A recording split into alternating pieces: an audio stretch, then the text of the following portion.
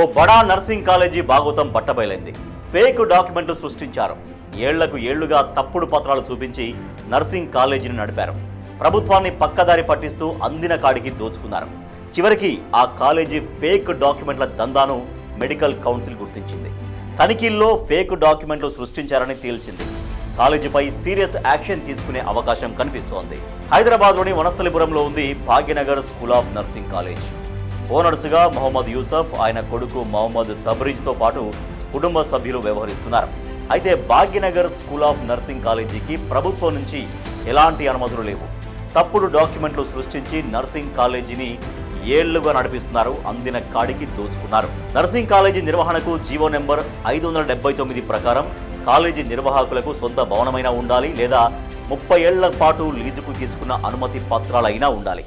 అయితే Bhagyanagar school of nursing college నిర్వాహకులు ప్రభుత్వ నిబంధనలను తుంగలో తొక్కారు. 2004లో న్యూ మలక్పేటలో ఓ భవనంలో నర్సింగ్ కాలేజీ కోసం పర్మిషన్లు తీసుకున్నారు.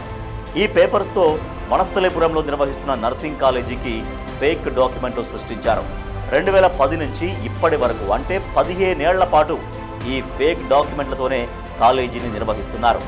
అయితే చేసిన తప్పులు ఎప్పటికో అప్పుడు బయటపడాల్సిందే, శిక్ష అనుభవించాల్సిందే. Bhagyanagar school of nursing college నిర్వాహకుల ఫేక్ డాక్యుమెంట్ల దందా విషయం కూడా ఆలస్యంగానే బయటపడింది.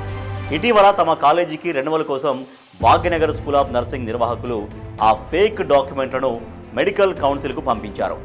మెడికల్ కౌన్సిల్ ఈ ఫోర్జరీ డాక్యుమెంట్లను గుర్తించింది.